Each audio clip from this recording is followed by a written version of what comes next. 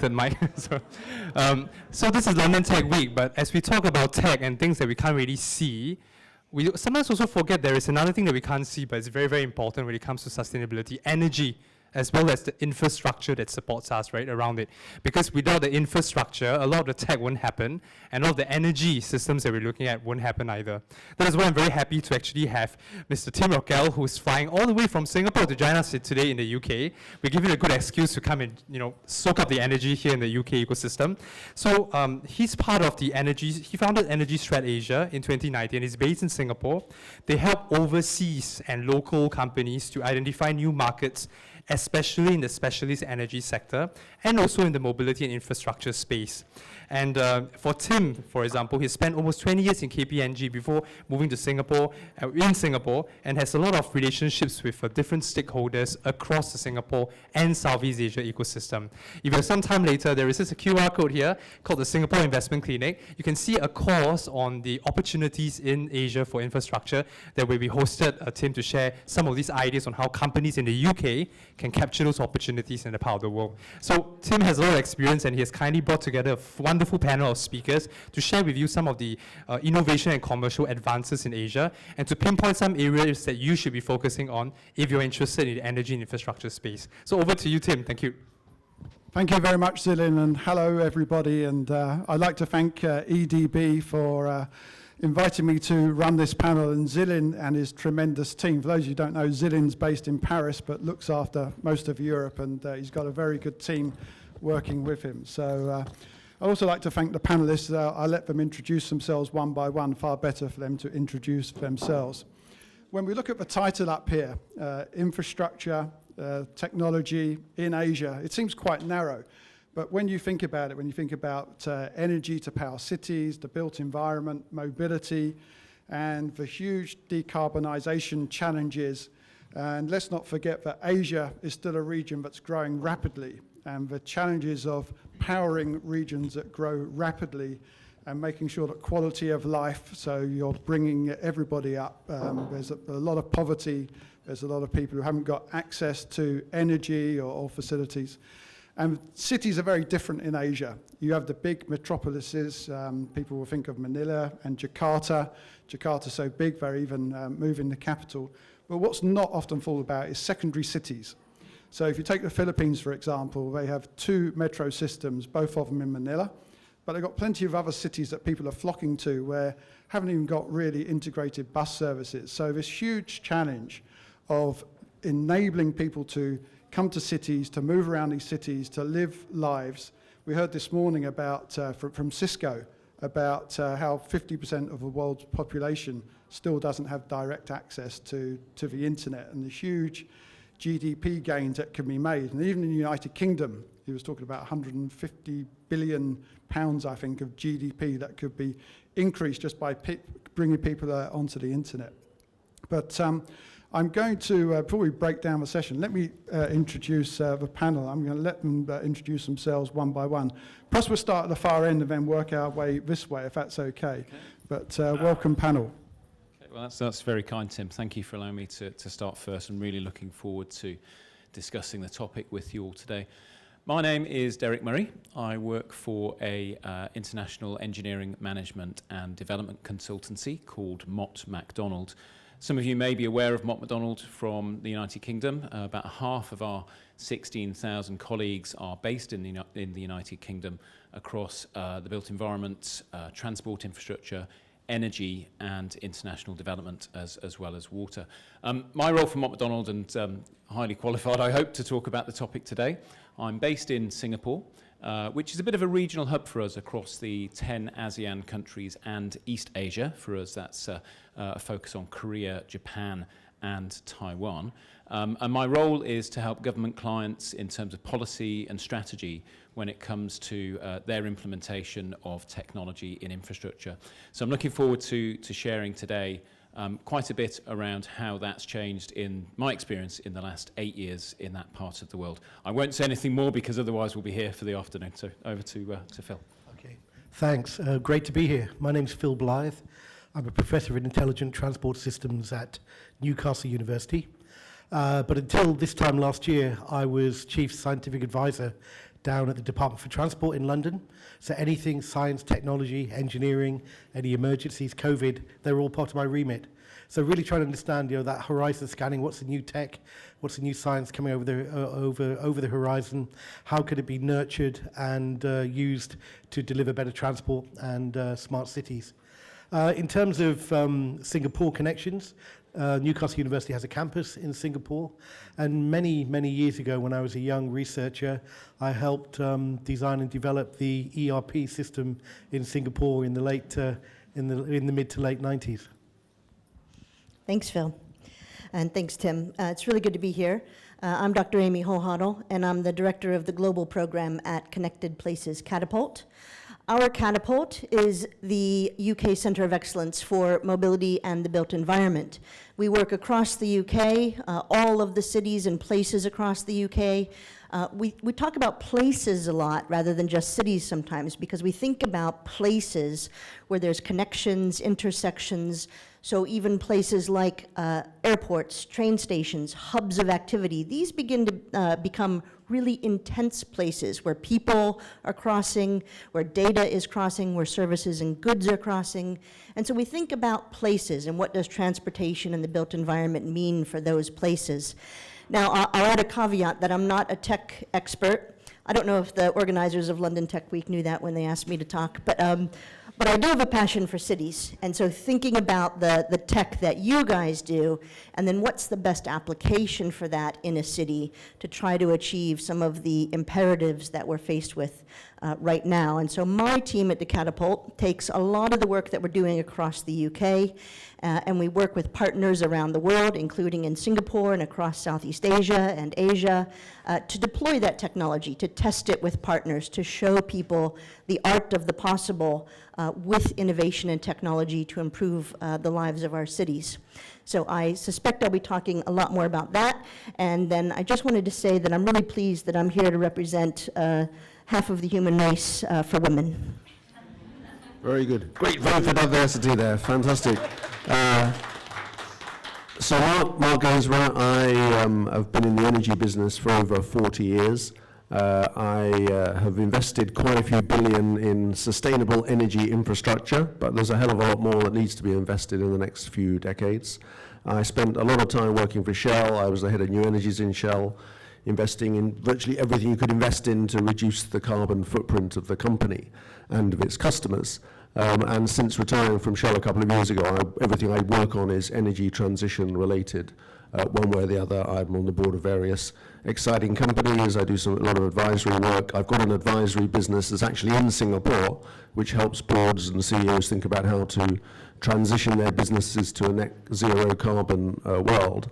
And I do invest personally in startups that work in this space. So very exciting. Great. This is actually the most important session of the entire day, because the biggest issue is infrastructure is the new tech, and particularly energy-related infrastructure will be the biggest investment opportunity on the planet for the next 30 years. We have to invest 4 trillion a year in energy infrastructure. That doesn't then take into account the investment we need to make in the built environment, which is also several trillion a year, or the investment in mobility systems, which is even more trillions a year. So, if the world is serious about net zero, then being prepared to put the infrastructure in place is critical. And the question is, can we do it in a smart way using tech rather than just in an old-fashioned way? I'm extremely happy to hear that you invest in startups, now that I'm a startup myself. I'm going to work back for the entire day. My name is Dennis Poulsen. I'm the Chief Growth Officer as well as founder of Value AI. We are a scale-up company based out of Copenhagen with offices in Singapore, London, Eastern Europe as well. We founded the company 5 years ago. I do not represent any expertise whatsoever myself into infrastructure or energy, but what I do, what I've spent a lot of time in is building companies and technology companies.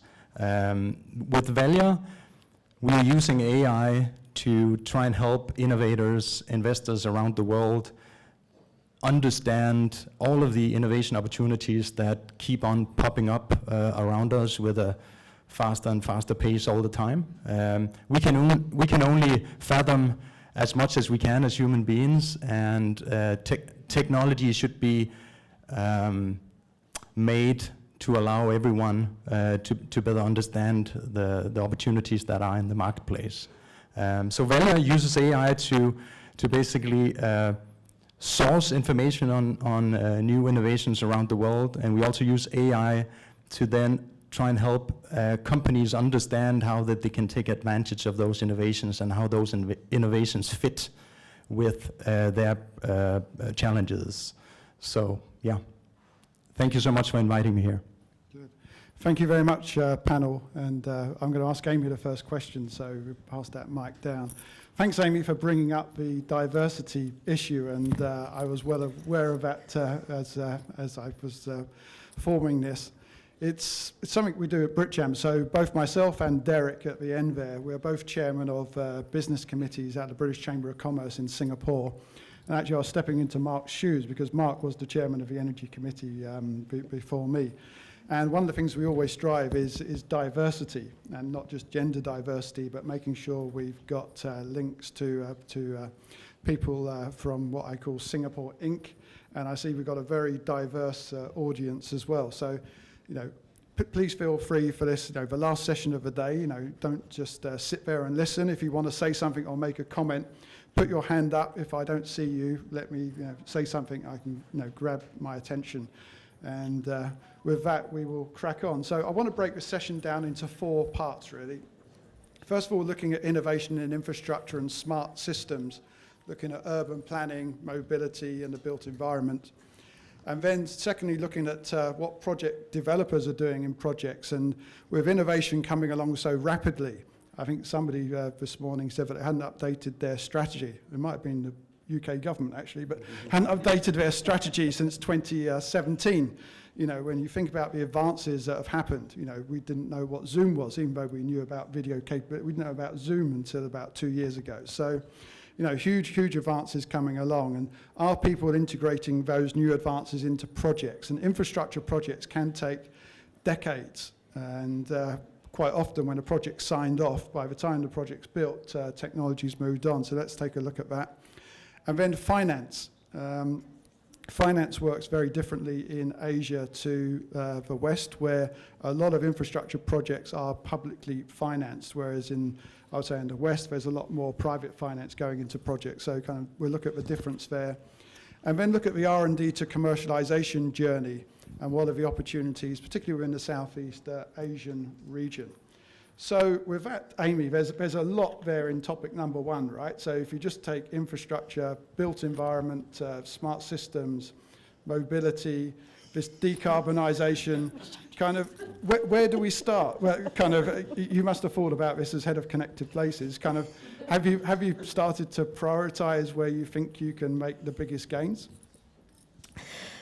Really quick, easy answer. I think this is going to sound counterintuitive, but I think the big focus across all of those areas, well, let me start with this. You mentioned around people not updating their strategy.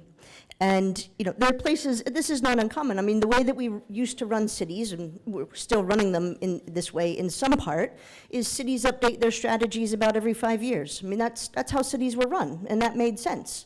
But if you think now, after everything we've gone through in the past couple of years, where were we 5 years ago? The London plan is done every 5 years. We are completely in a different space in terms of how we live, how we move, how we work than we were 5 years ago. And the 5-year master plan for cities is just no longer sustainable. So we have to move at the pace that tech moves, and that's really hard for cities.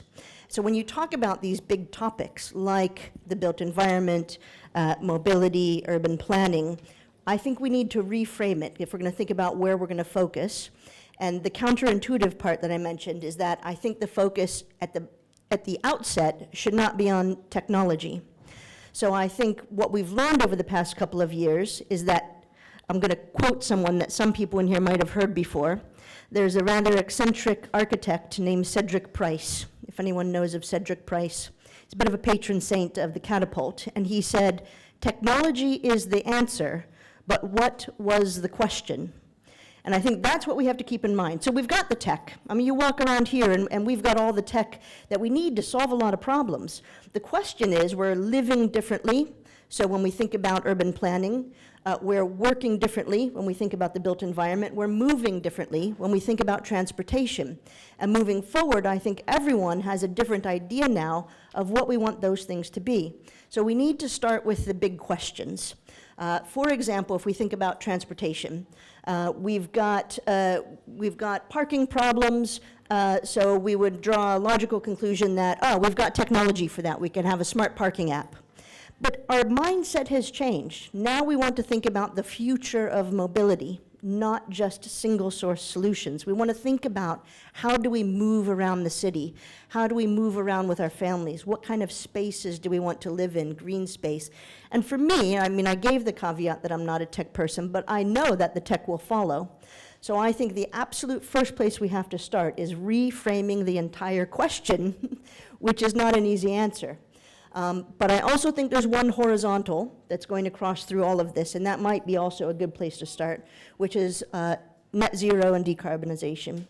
And that's going to cross the threshold, the entire spectrum of mobility, built environment, and transportation. So I think we need to rethink how we're approaching these big questions.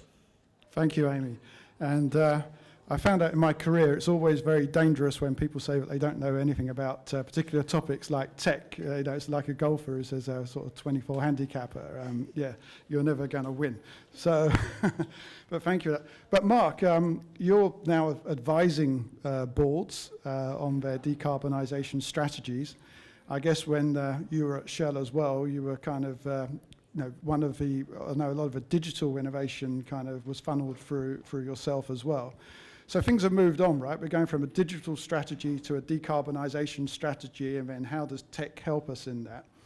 What are boards doing? The boards understand the issues. The boards understand what their departments are telling them. The boards understand kind of what government's saying. Is government waiting for companies to come up with the answers? Where are you finding boards now in this whole mix of decarbonisation, technology, digitalisation? Yeah, maybe before I go on to the board question, just to follow on from one of the things that Amy was saying, you know, clearly there's a sort of theme now that's the pervasive question is how do we get to net zero carbon economy before 2050? Otherwise, we're in serious trouble. We know that. And I think that's a great theme around, you know, the built environment and cities. But of course, the other dimension is how do you make cities livable places which people have a great quality of life in? And I have to say that, you know, Singapore is doing a very good job in that regard. And I had 6 years in Singapore. It's my second most favorite city in the world, after, of course, London, which, of course, is the best city in the world. But Singapore's doing great in terms, and Singapore's actually a more livable city, to be honest, than London. So I think, you know, you've got to think of it from, and the livability bit speaks to, you know, the consumer, the customer, the end citizen perspective, because people want net zero in a general way, but they want to have a good life in the process. So that's our big challenge, how to give them a good life at the same time as driving for net zero. And we don't want to end up in 20 years' time with horrific draconian policies that are needed because we failed to make progress over the next 20 years. And I think that's a bit the question that's on the mind of a lot of corporations and boards now, is how do we make faster progress in this space now and over the next decade, rather than having back-ended targets that say we're going to be a net zero company by 2050, but with no clue what to do in the meantime. And actually, I think we're a bit in the same journey. If you think back 5+ years ago, a lot of boards were grappling with what's all this digitalization business and what the hell do we do? And it took about 5 years of education and learning through doing for people to feel that they had convincing strategies about how they could employ digital technology to improve their business. But it's the same thing as Amy mentioned in her space. You know, you've got to be. It's the question. We had a lot of digital technologies which were great, but they were in search of what's the question I'm trying to solve. So being clear about what the question is key, and I think that's one of the things that, you know, I try and do with boards and CEOs. You say, you know, what are the questions in the energy transition space and the net zero journey that are going to be important for you? What are the questions that will help you think about how you can turn this from a massive risk into an opportunity? You know, where do you find the opportunity spaces where you can be a bit ahead of the curve and can make the investments and develop the capabilities that will let you thrive in the energy transition rather than be driven out of business in the process. So there's a lot to do in this space. To be honest, even some very sophisticated companies, you'll look at their annual report and you'll listen to their investor presentation in the AGM, and they say, we've got a strong focus on sustainability and we've got a roadmap to net zero. Almost nobody has got a convincing roadmap to net zero by 2050, frankly speaking. So there's a little bit of the emperor having no clothes syndrome out there. And I think that most companies have got a hell of a lot of work to do over the next 3 to 5 years maximum, because otherwise they're going to be found out as having no substance behind all their claims for great plans in the future. And I think it's very much around a sort of mindset change that's needed, where people take very seriously that they have to come up with products and services. First of all, they have to decarbonize their own operations as much as they can. Then they've got to think about how they decarbonize, the products and services that they sell to their customers. And most companies are really at the start of that journey.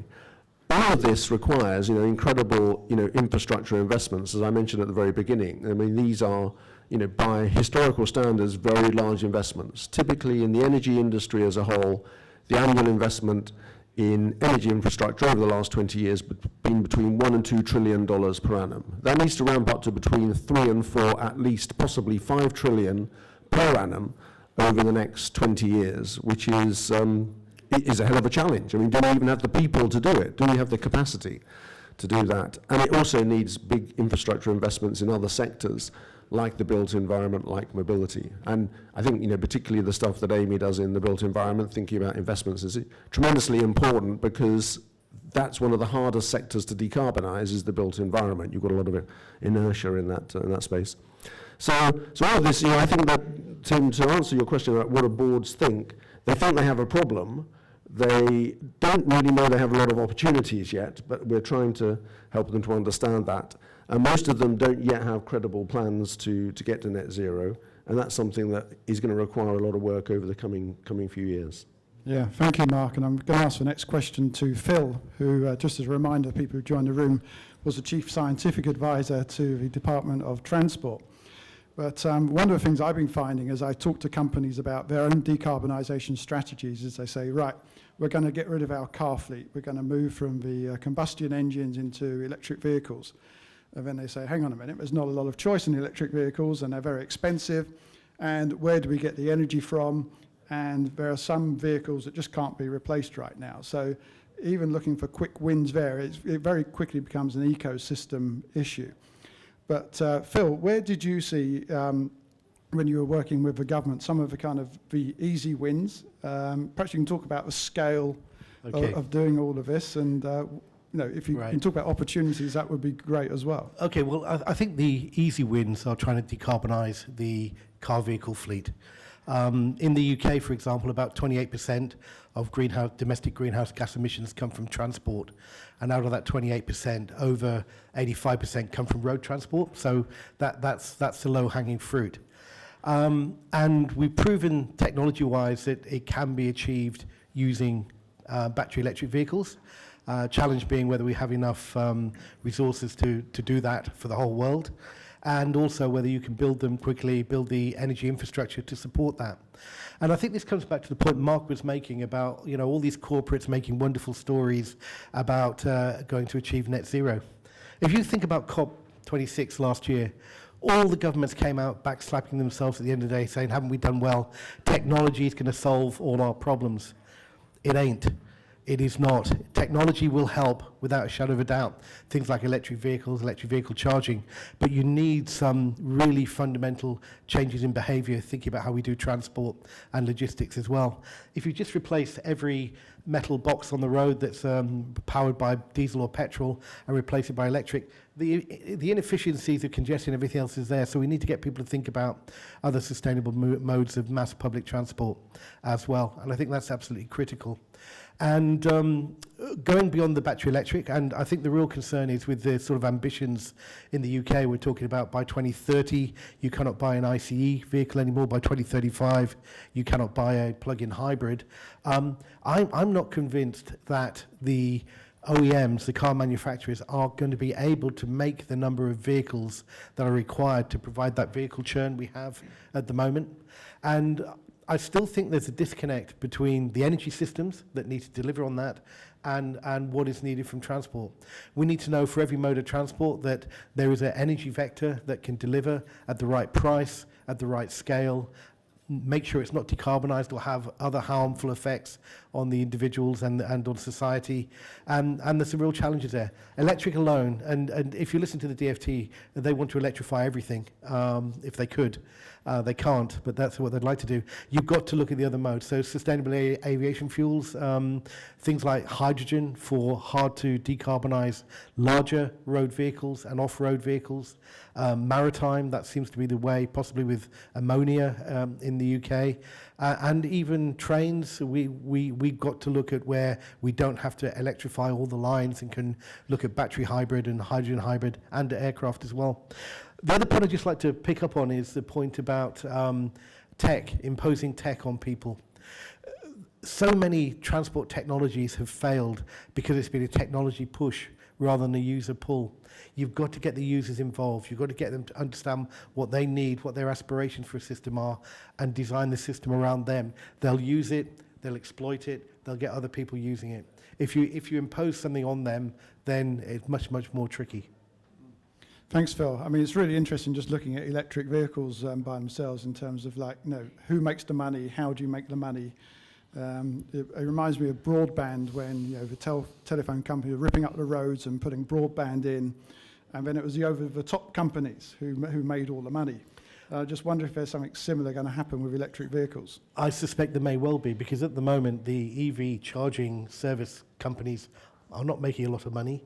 And if you think people are dipping in and dipping out with charging, you need an awful lot more. But I think there's a lot of data needs to be gathered, and we've been having discussion with colleagues in Singapore about this, as we are in the UK, actually understanding the behaviour of charging, how people want to charge, how you can influence their charging by making cheaper off-peak electricity, because you don't want to put in place more charging points than you need. You want to find an optimum, and where's the effective places to put those optimum charging points, but also making sure that the grid can deliver and the renewables can deliver.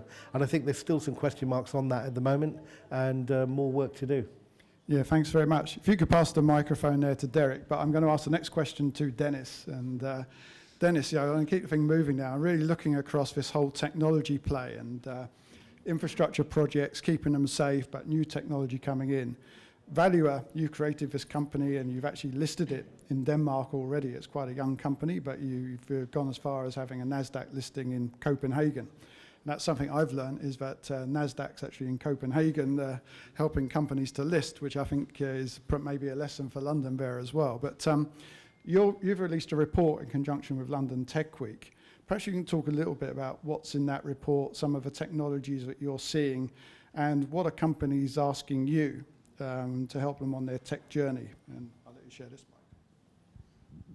Absolutely, yeah, and fantastic perspectives all the way around.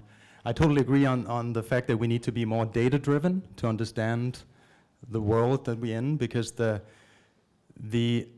think the inherent issue that we're all dealing with is the speed of which the world is moving, and I can't stress this enough, because it's what's compromising our questions that we're trying to ask all the time, because whenever we get to arrive at a conclusion, something new would have happened in the market, right?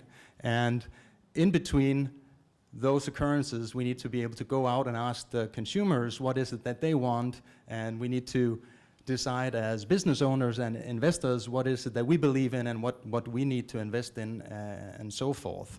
So I think speed, we need to find a way to tackle that between human intelligence and computer intelligence.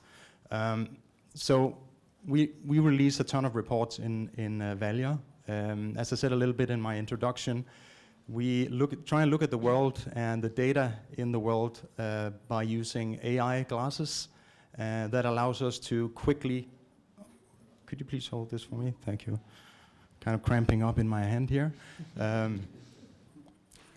We use AI to basically, at a much faster pace, to be able to understand the world around us, and then basically, for instance, instrument the boards with these tools so that they become quicker aware of those challenges that they are confronted with.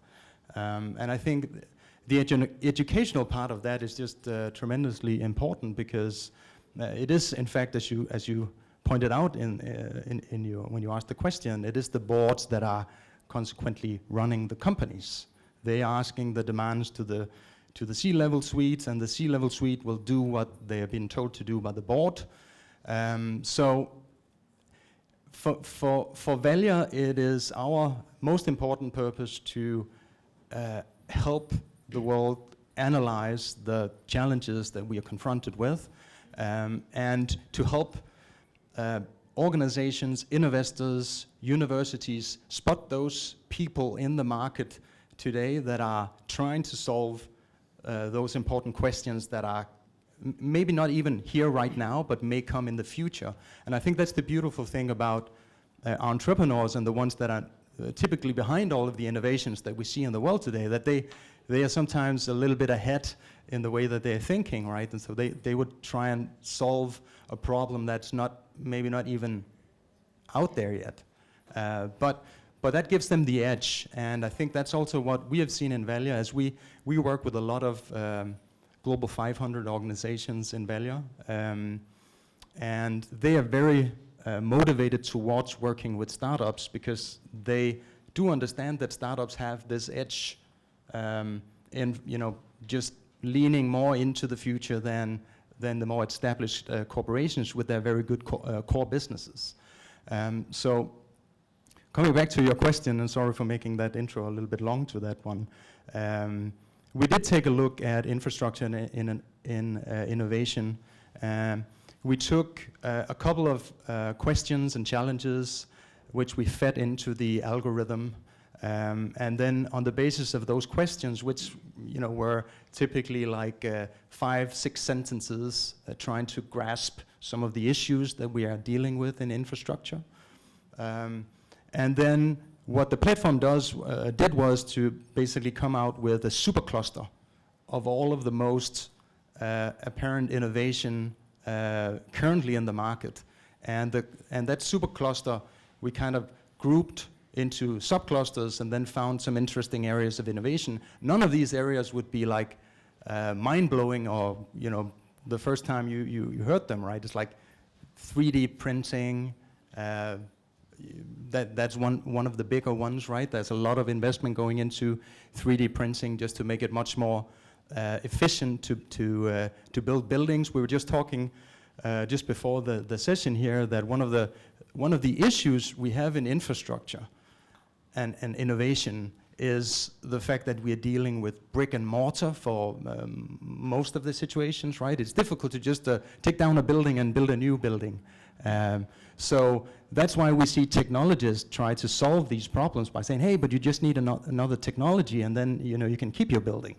But I mean, the report that we did essentially concluded that we are seeing much more investments going into infrastructure innovation, and we look at urbanization as a still ongoing theme, right? Everyone wants to move into the city, and there needs to be, to Mark's point, much more investment going into that particular segment. Yeah. Thank you very much. You have your water back. Thank you. Good. And Derek, Motz has been in Singapore, Southeast Asia for decades now, and I think you've got some, plenty of milestone projects under your belt, including some, very, very early significant projects in Singapore, enabling people to move about. But what's been happening now in this new world of innovation and tech, how has Motz adapted its business? Because you're an engineering consultancy, and let's face it, I'm going rude to lots of engineers here, but pretty much engineering hasn't changed for a number of decades, right? It's keep the wheels spinning, keep the molecules flowing, but now there needs to be more adaptability. But How has MOTS made that change? And are you seeing a difference between, you know, your kind of UK, European base and kind of what's happening in Southeast Asia? Yeah, it's a really good and challenging question, actually. So, yes, so Mott MacDonald, we've been operating, and I'll put some boundaries on this, actually. I said about the ASEAN countries. So we've got a particular focus, and I'll come back to the word focus. We've been operating in Singapore. We'll be celebrating our 50th anniversary next year. As an organisation, I think we're about 120 years old globally. But yeah, we have a focus in particular countries where we know that we can deliver projects that align with some of our values and the purpose of Mott MacDonald. And I think that's an important place to start for Tim's comment there about how we've changed and adapted.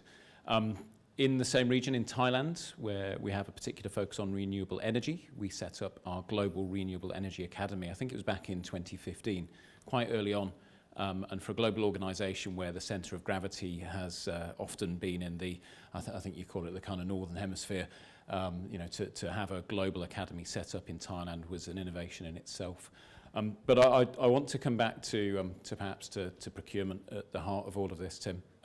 You know, I think what we see that's not changed is the way that clients, certainly in Southeast Asia, are procuring services for infrastructure and the built environment. And without that changing, that then creates a difficulty. So in my own experience, how have I seen that happen and what's the progress that's being made? If I reflect first of all on the United Kingdom and the 2012 construction strategy, that led to a change in the approach to procurement of built assets using digital information instead of just delivering paper drawings, with a focus on the operational life of the assets rather than just on the built phase. So that's resulted in significant savings in terms of the cost of the actual construction, as well as the sustainability aspects that get built in as well. We see in Singapore that Singapore also has made headways in that, and I think that's a kind of indication of what will be happening in the wider region. So national strategies for the use of digital information in construction and procurement. But with all of those things, I mean, is it really happening on the ground? So a project example to look at this and where data is being delivered. And the challenge is, very aware that I'm in an audience where it's technology companies, and something that I think as technology companies and entrepreneurs, startups you'll be focused on is connecting to partners and working with partners. And again, Tim, to your point around perhaps construction and infrastructure, we often see great big joint ventures and project teams put together, but they're fraught with difficulty, fraught with challenges around adversarial approaches that have come through in contracts. And I think the technology sector has got a lot to bring to infrastructure as a result of that in how we can work better together and actually deliver collaboratively. So to give an example, a program that Mott MacDonald has been working on in Southeast Asia, and I must say here, diversity came up earlier. Let's remember we've got Asia on the screen here, but it's such a diverse region. I'm focusing now on middle-income countries in Southeast Asia. So a program we're working on where I'll give an example of Bangkok, with Bangkok Metropolitan Authority bringing together 28 different departments of that organisation to look at how they can share information in better ways to serve better for their citizens. And so to the point that was made earlier about problems, how are we changing with innovation? We started off with what is the problem that's being faced by the citizens of Bangkok? And in this case, it related to urban flooding.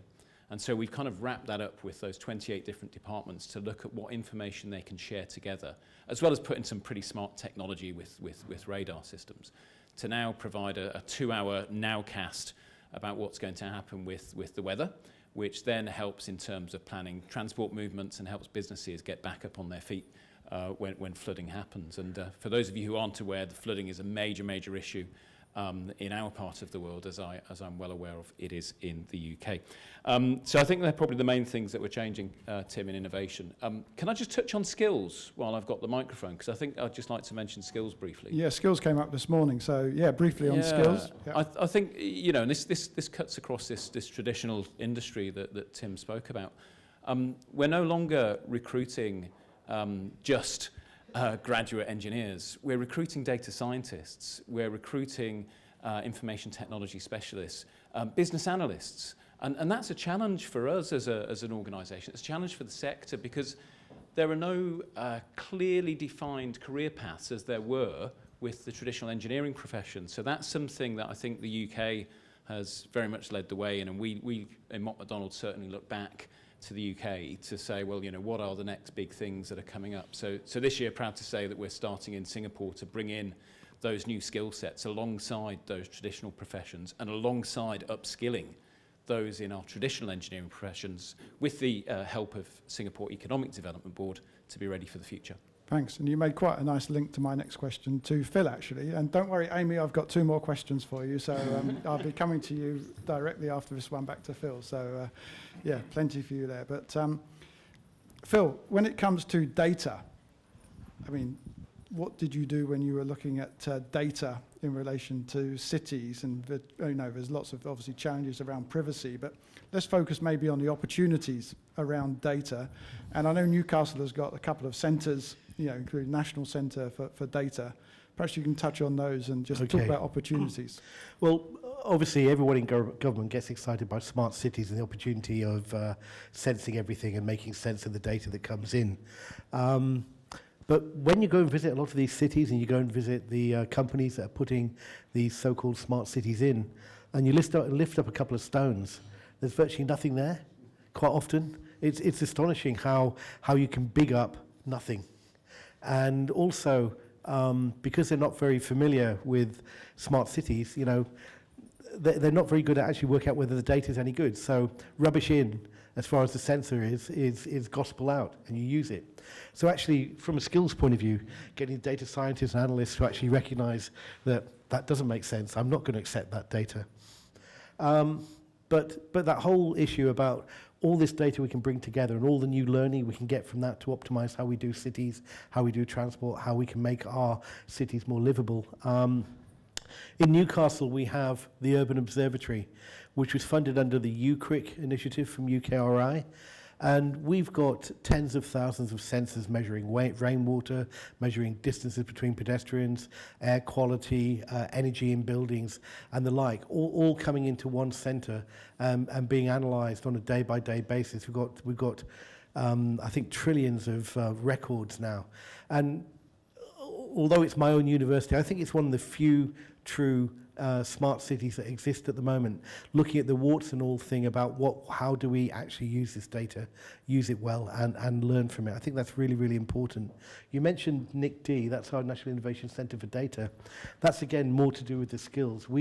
That centre, run by our computing science school, brings in entrepreneurs and people from companies that want to use data. We train them up how to use data, how to exploit data, how to make money of that, and then let them loose again. And it's really paying dividends with all the companies we work with around the world, but also in the Northeast, seeing there's a really, really great data tech centre up there now. Thanks, Phil. I'm going to move to Amy and ask Amy about the UK Cities Climate Investment Commission, which has been established to enable cities to do all the things that we've been talking about. But how's that work? Perhaps you can explain a little bit about what this commission does, Amy, and then what are the ambitions for it? Because it is called the UK Cities Climate Investment Commission, but of course there must be some sharing that can be done. And I know you're going to be in Singapore later on this year at the World City Summit. So Absolutely. Perhaps we could just focus on that a little bit. Yeah, thank you. And it touches on, some things that Derek said around procurement, that if we continue to procure things in the same old way, we'll get the same outputs. And it ties into what Mark and Phil said, that when you kind of lift up the rock, there's nothing under it. And this is, whereas companies have said, here's our beautiful roadmap to net zero, and there's nothing under the rock, the cities have taken this a step further. When you ask cities if they have a roadmap to net zero, they say, we have no clue how to do that. That way we have no clue. This isn't our expertise. We don't have the experts in-house. We don't have the funding. If we did have the funding, we don't know how to implement it. So they are really at a loss as to how to do this. And when we talked about everybody coming out of COP and slapping themselves on the back, they then went to the cities and said, there you go, implement that. So we're really stuck. And so there's some challenges that cities face in trying to do this. I'm going to list a few. one of the numbers that, I know we've thrown out a few numbers here, but for the UK cities to achieve net zero, we have to invest around 200 billion into cities if we're going to achieve net zero. Cities don't know what to do with that amount of money. That's huge scale. There's a sense of urgency, obviously. I mean, we're almost a year from COP now, and cities know that they need to deliver, and they don't know how. We really need innovation to accelerate that activity. This is complex. You know, it doesn't sit in any one department within a city. It doesn't sit with transport. It doesn't sit with, you know, it's a very complex issue, and it requires experts to understand it. And then we have to always keep in mind the inclusion component, because if we do this wrong, we're going to widen the inequality gap. So those are some of the challenges. However, there are some positives. One, we know the finance is out there. We know that people want to invest in this. There is finance available. The problem on the city side is there are no good business cases to do that, for all the reasons I've just said. So cities don't have the kind of investment case for net zero to then go and present to those investors. Also, one city doesn't make a market. An investor wants to look at more than one city. So single point solutions, you talk about the likes of kind of UKEF and what they're looking at. They start with about a 50 million pound project. You know, cities are looking at 1 to 5 million pound projects. So, you know, we're not really clear on how we put together those investment cases.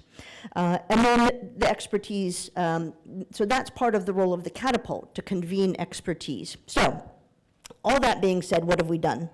Catapult has convened 12 of the largest cities across the UK under this umbrella of Climate Investment Commission. Now that's about 60% of the UK population, and more than half of the UK economy resides within those 12 cities. So this is significant. And what we've done is to look at, well, first we asked the cities to declare a climate emergency. These cities are facing floods, these cities are facing extreme heats, there's a lot that they're facing, and they don't have the resources to tackle it. So cities declaring a climate emergency kind of shines a light on each of these cities. It shows them, it shows the country, it shows the world, look, we're paying attention to this, we need help with this, we want people to come and invest with us and work with us. So all of those cities, I think Bristol was the first one to declare a climate emergency, and that's kind of a trigger point that's important. Once you do that, then you start to amalgamate the cities. 12 cities with the same challenge now can create a really appealing investment case for some of these large investors, and the Catapult and others, experts, help them put together that investment case. So now we have the opportunity to accelerate investment into some of these cities. But not only that, rather than looking at one investment proposition, for example, an electric vehicle proposition, we're looking at an entire place-based proposition. So it goes wider than one city, because we're creating cohorts of cities. It goes wider than one sector, because if you look at the future of mobility in a place, and then you create an investment case around that, and then you bring together multiple cities around that, now we really have an opportunity to leverage that investment. So it's early days. This is only launched in the past year, but it's gaining incredible momentum. Just as an operational kind of entity, it's already attracted multi-million pounds worth of operational investment. Now that's not the city investment yet, but that's what we're working towards.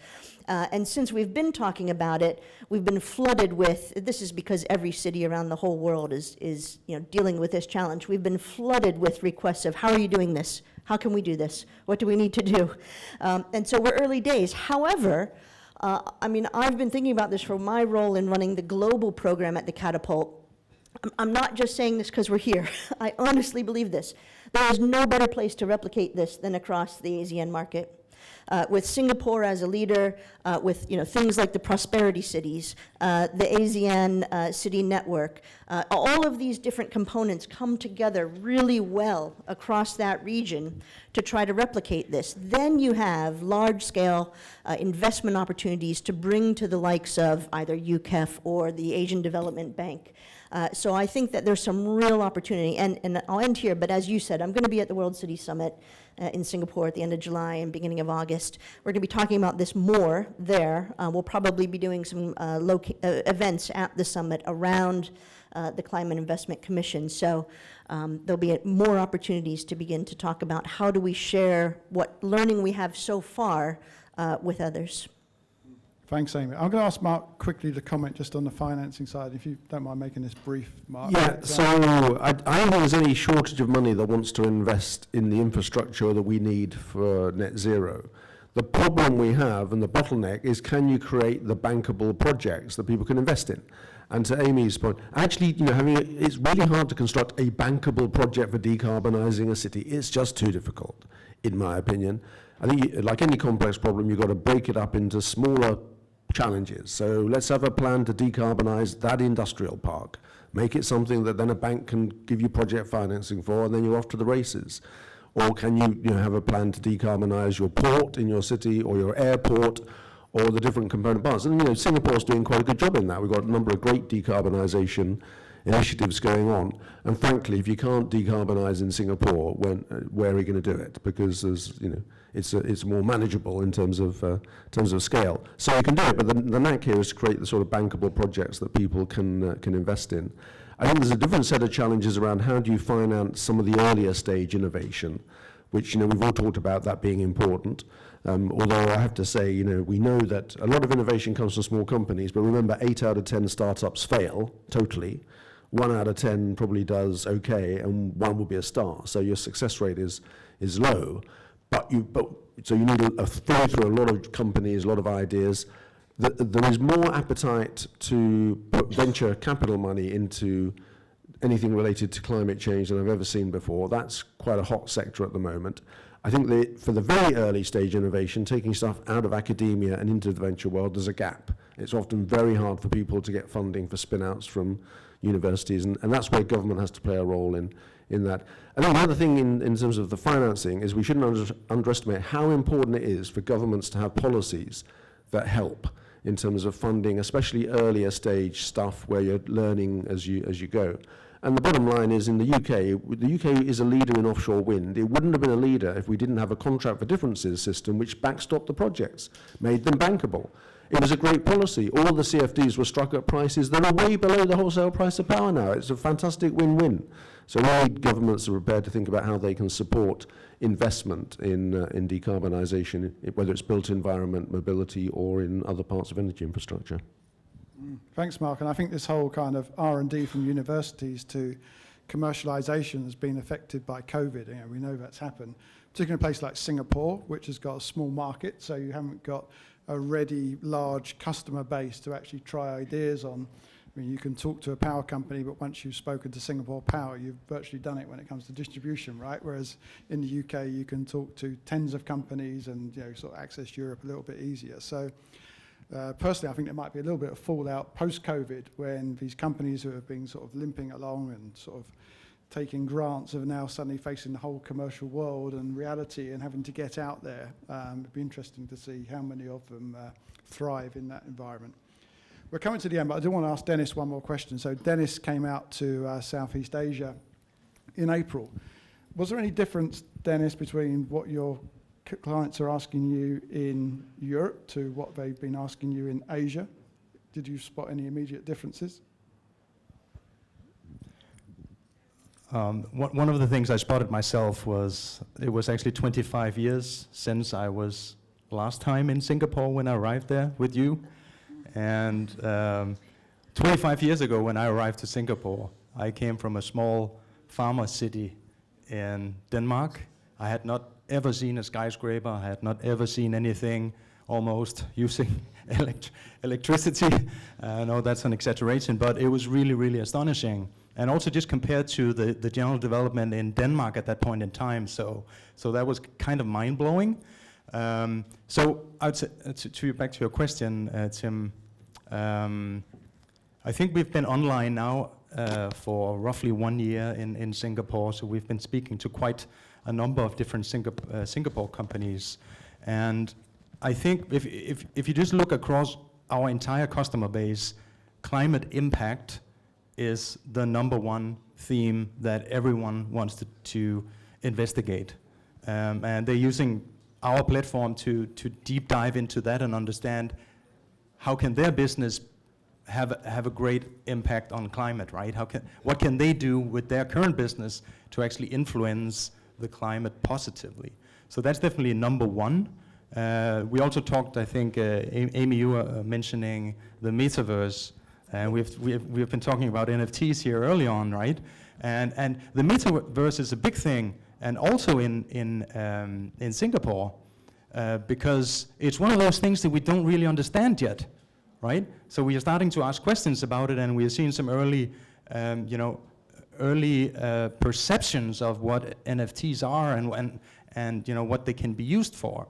But I think overall, again, coming back, I drift away all the time, sorry about that. Climate is the number one thing, but I also think that Singapore, just being a leader within the maritime business, there's lots of stuff going into, trying to understand how you can optimize even further transportation, logistics, and et cetera, using, in this case, using technology in most cases, but that is one of the important areas for sure. Cool. We were going to do 2-minute takeaways, but I'm going to ask people to do their 2-minute takeaways in 30 seconds or less. And I asked you the first question, Amy, so maybe I'll let you have the trouble of going, I was going to say last in this session. So you'll have to think hard as people go down the line. But perhaps we can pass the microphone to Derek.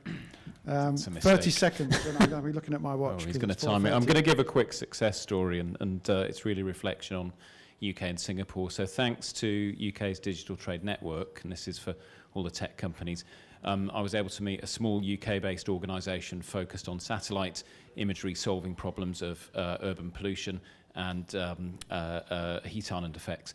Thanks to that connection, I'm now working with them as a partner in Asia. So what I would say is I'm experiencing firsthand, working for a corporate organisation, how to partner with UK companies to solve the problems of tech and infrastructure in Southeast Asia. 30 seconds, Tim.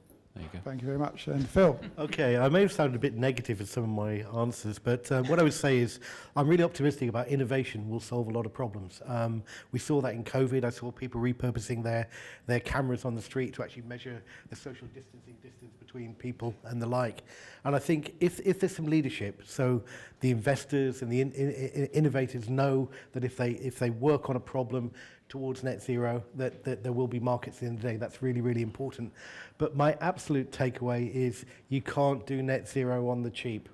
It's going to cost money. Thank you. If you don't mind, I'll let you go last, Amy. So That's right. I'll give you the most challenging thing. Yeah, so I have a bit of a disagreement on the argument around doing net zero on the cheap, on the grounds that not doing net zero is far more costly in the long run. So it's actually, it's economical, it's rational to do the things we need to do now to do net zero. I mean, to be honest, we can do, the pathway to deliver net zero is kind of clear. And if you never had another bit of innovation, you could do it. The problem is it's going to cost you a lot more than it will cost you if you have a lot of innovation. So I think innovation has the potential to, and tech, if properly applied, will make this a much more affordable proposition over the next couple of decades.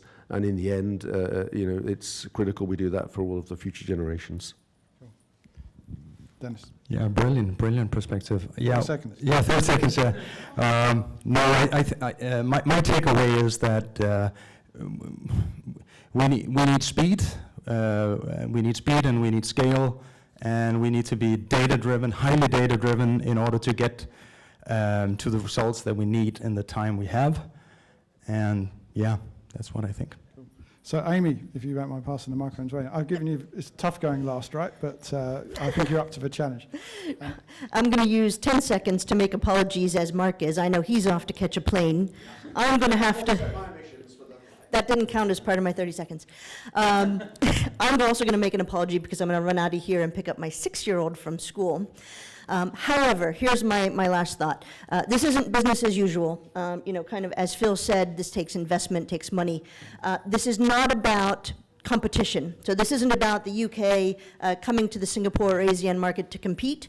This is about us coming together to collaborate. The only way we're going to be able to solve these wicked challenges now is to collaborate together. That's government to government, business to business, community to community. So we have to move beyond the old paradigm of competition in business to collaboration. Cool. And perhaps if I'm allowed just to, yep, more applause. Keep going, keep going. Don't let me stop the applause. But yeah, I think, the more I thought about this topic over the past couple of months and sort of putting the panel together is just realizing kind of, as Mark said, that, this is the big topic. So being based in Singapore the last 10 years, I was really impressed by the work that was done around the FinTech Festival, and integrating infrastructure tech and city tech into that FinTech Festival. So FinTech has had a good run. I think people are now starting to realize that infratech is where all the excitement is and where the need is, and where there are huge opportunities. So I hope that people will kind of focus, for those investors, the good returns that you can get from this. But of course, huge talent's needed, and the universities working, closely with industry and with government to make sure that that talent comes through, and that people can pivot as well in their lives. So I know there's a lot happening in the sort of post grad world as well now. So with that, I'm going to thank the panel very much for sparing us your time and coming along to London Tech Week. I'd like to thank the audience for sticking with us and listening to this topic, and I hope that you all got something from this. I think a few of us might stand around if you want to ask us questions later on. And to Zilin and his team at EDB, who do a tremendous job, not just in I know you've done lots of things like this, but the huge work that you do to wave Singapore's flag around the world and attract clusters. Yeah. So, yeah, no comment on that. But lots and lots of. I think the reason is people are excited about the opportunities and the need to do this. So we're all pleased to play a part. So with that, I'm going to wrap the session up, and thank you very much.